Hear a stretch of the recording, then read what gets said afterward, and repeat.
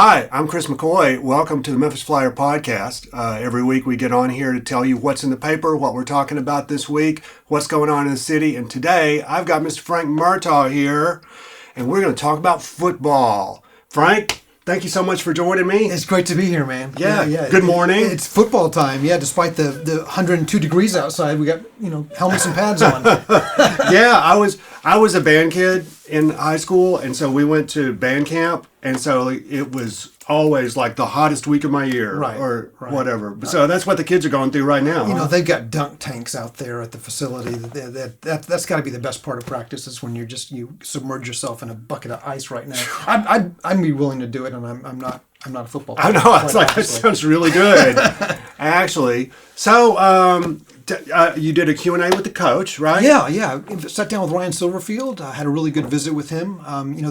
The Flyers football previews is dear to my heart in that it goes way back, Chris. This dates back. The Flyer first came off presses in 1989, and the sports writer for the Flyer at the time was Dennis Freeland. He was a University of Memphis alum, and he was devoted to the football program.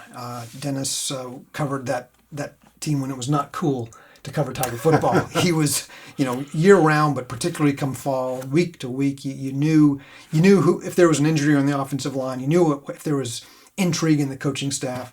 Dennis was just devoted to it, and he became the Flyer editor in 1992, shortly after I was hired by Contemporary Media, and continued his great work. We started doing a preview issue, a cover story, in the mid 90s, and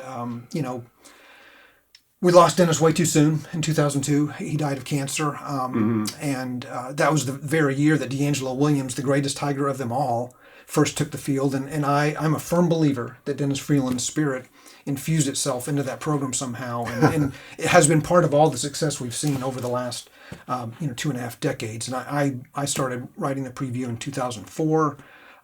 So here we are, and Ryan Silverfield is entering his 6th year. He's carrying the torch that Justin Fuente and Mike Norvell brought before him, and this is a winning program now, and it's let's just say Dennis is smiling from above. Yeah. Well, I saw, I read the story this morning, and they've had 10 wins for like 3 seasons in a row. The last 2 years. Last 2 years, and going back, Chris, 100 years of Memphis football, there've only been 6 10-win seasons, and 5 of them have been since 2014. Oh, wow. The last 2 under Ryan Silverfield. So we're living the golden era of Memphis football. We all love calling the city a basketball town, but I would like to ask everyone that maybe until Halloween, just Halloween, try and make it a football town, because what's going on at Simmons Bank Liberty Stadium is special. The Tigers, since 2014, have won more home games than any team in the country save Alabama, Clemson, and Ohio State. Wow! And these are those are national championship programs. So Memphis is a party venue over there at Simmons Bank Liberty Stadium now. They went undefeated there last year. So come the opener on August 30th, Chattanooga, it'd be good to be there. Mm-hmm. And Tiger Lane too. And like you were saying, they're rebuilding the stadium. Yeah, well, they're sort of renovating, but I say that with italics and boldface because last year they knocked down the west side of the stadium. There was a big hole. Yeah, and now, that's what I've seen. Yeah, and now you go over there and you got some steel beams up there, and these are eventually going to be the home to luxury suites, party decks, social areas. They're transforming the venue into something where you go to watch a football game to something where you're going to go and you're going to experience a football game, and you're going to have an open air concourse that already exists on that side of the field. Just seeing a Tiger game is going to be different come 2026 than anything we've known before. And no, there's not a brand new stadium, but it really is. It's close to new with what they've done, and including just the innards of the stadium. The facility now can host events that it couldn't before, with things like it's got a new kitchen. Ed Scott was telling me, the athletic director, a new kitchen down there that allows trucks to come in and out. It's a new facility, to say the least. Well, I've always had a love-hate relationship with the Liberty Bowl because I call it the brutalist Rose Bowl because it looks like the Rose Bowl. It does, right? It's got that saddle shape. Yeah, I got that saddle shape, but the Rose Bowl is like built into to the landscape, and Yeah. this is just like plopped down like somebody. I've always thought it's like somebody just plopped it down there Yeah. from space. Yeah. And so I like that mid-century. It's got that mid-century modern kind Right. of like architectural feel to it, but also it has seemed to me very unfriendly to spectators a lot of times. Chris, it's cavernous, and Yeah. it was, and I've been very public in my coverage of the Tigers over the years that it was too big for the Memphis program. It would seat as many as 65,000 people when Tennessee would come to town, and you mentioned before we went on about the year Memphis beat the Vols, 1996. There were 65,000 people in that stadium, but you just don't. You don't see it now. You don't see it anymore. And when you have a 60,000 seat stadium and as many as 40,000 fans show up, which is a good crowd on a Saturday afternoon to Sure. see an American Conference football game, but then a third of the stadium's still empty. It was just bad optics. Optics better than anyone. So with what they've done in the renovation, I don't think you're going to feel that. The capacity is going to be less. I think it's going to be fewer than 50,000 now, and the stadium's going to feel more full. And that's. I've argued again for a couple decades now that the Memphis program needed that. You can't be Tuscaloosa in Memphis. You can't be Knoxville in Memphis. It's a different kind of program, and it's still growing. All kinds of success these days, but it's not going to sell 60,000 tickets regularly. Yeah. So what are our prospects for this year? You think? Well, it's going to be exciting. There's so much turnover. I'm not going to try and get deep into the roster because unless you're out there with your notebook, 5 days a week, 6 days a week, you're not going to know anything until we see them play on Saturday. They've got a new quarterback. The most significant change this year is that Seth Hennigan's no longer there. And Hennigan was the record-setting quarterback for 4 seasons here in Memphis, which it's unheard of in the age of the transfer portal and name, image, likeness, revenue sharing. That somebody would stay that long. Yeah. Hennigan had offers, but before last season, his senior year, he could have jumped to one of the Big Four conferences. He chose to stay, and that's something Ryan Silverfield has emphasized is their recruiting relationships. Trying to and they still recruit from high school because of this. They want to get players who are growing, who can be developed and be part of a now established winning program. The quarterback against Chattanooga, Brendan Lewis, is going to be the guy. He's a transfer from Nevada. He started more than 30 football games, so the bright lights aren't going to bother him. But is he going to be as consistent, as productive as Seth Hennigan? That's a big if. He can run.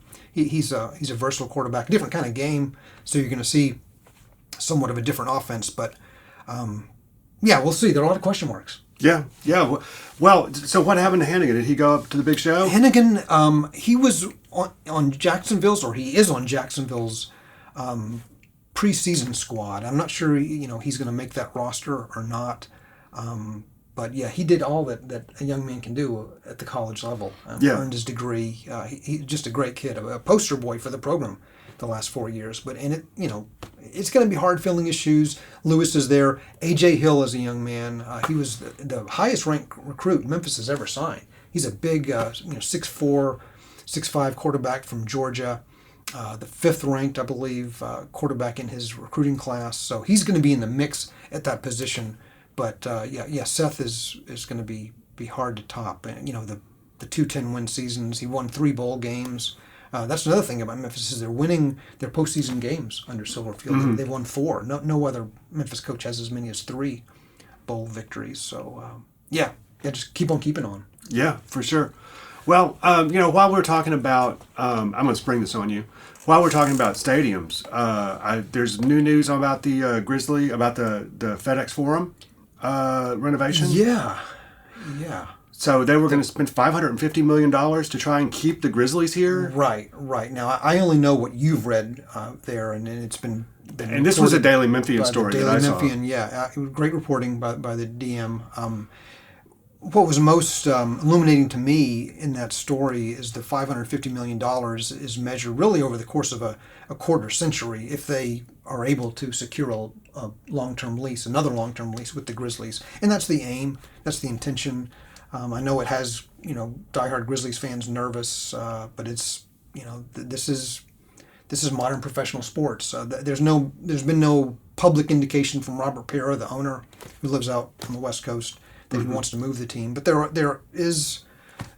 rumblings in places like Seattle that lost a team. We'd like to have an NBA team, and if the NBA is not going to expand, someone's going to move. And Grizzlies fans obviously don't want that to be our club. Mm-hmm. Yeah, for sure. But yeah, it's a lot of money being tossed around. It is a lot of money, and Right. it's I'm also on record as saying that giant investments in sports stadiums is not good for cities. I mean, Yeah. that's what if you look at the numbers, Right. In long term, and every study I've ever seen about this is just like the best you can do is break even. Yeah. Yeah, and you measure, who are the beneficiaries? How many people benefit? Who benefits the most? Those aren't questions that you're going to like the answers to if you're, living a middle class existence like most of us. Or it's tough with all that's going on in the country and the world. Right. To get worked up over how billionaires are discussing how best to field their team of millionaire players. That's something that I'm grateful in covering college sports primarily, that I don't quite have to deal with. Although there's money filtering into college programs too now with NIL, and so the millions are finding their way to young athletes. It's that's where we are today. Yeah. It's this is going to sound ignorant, but the whole transfer portal thing is, to me, like I grew up watching college football in the assumption that people are going to stay there throughout their career. Changing from year to year is a professional thing. No, it's changed the sport, Chris. It's different. And in basketball, you asked me about what Coach Silverfield's team is going to be like. Don't ask me about Penny Hardaway's basketball team, because you're talking about 12 new guys will be on scholarship this winter, and it's how 1 year to the next what your team is going to be and who they are. The relationship between fan and player is just not gonna be what it was until the NCAA or some governing body figures out how this transfer portal can benefit both sides. Because right now, we all wanted some freedom for players, for student athletes to be able to decide where they're going to do their thing. But hopping around to 3 or 4 schools in 5 years, I'm not buying that's good for either party, university or student. And not good for the sport. No, it's not. There's that was the great thing about Seth Hennigan. He was a face of the program for 4 years. Whatever you may not have known about the Tiger program, for 4 years you went and you knew who the quarterback was. Yeah. The most prominent position on the field. That's my guy Seth. It helps to have someone familiar to root for, and I hope we figure out a way. The Coach Silverfields of the world are trying. Ryan Silverfield, as I said, is recruiting from high schools with the notion that you're going to come and be part of our family for 4 or 5 years, and you're going to grow and develop and be the best college player you can be here, not elsewhere. He's not recruiting. He's obviously not recruiting high school players to come for year 2 and bounce. So if that mission can be carried out, and so far, you win 10 games a season, it's easy for players to stay. That kind of thing might work out in Memphis's favor and become somewhat of a prototype for other programs. Well, that really stood out to me in your interview with the coach, that his talking about his commitment to building long term and thinking long term, because there's not enough of that in the world, there's not enough of that in America today. Period. Yeah. When you think about Ryan's life stage, he's 45 years old. He's still young. He has a couple of infant twin daughters. He's at this life stage that I can recall from many moons ago of growth. But it is a stage where you've got to be looking not just next week, next year, but how is this going to, what is this going to be like, family and work 5 years from now, 10 years from now. So I think that blends well into his mission as University of Memphis head coach, his personal life right now. And I salute him for managing twins and somehow finding time to sleep if he does. Managing twins and a winning program too. Yeah, it's exciting times. Well, Frank, always a pleasure to have you on the show. It's great to be here. Check out the Memphis Flyer this week. We got the full interview with the coach, and that we got 300 boxes. We love the physical copies, Yeah, don't we, Frank? absolutely, absolutely. Nobody Definitely. loves the physical copies more than Frank, let me tell you.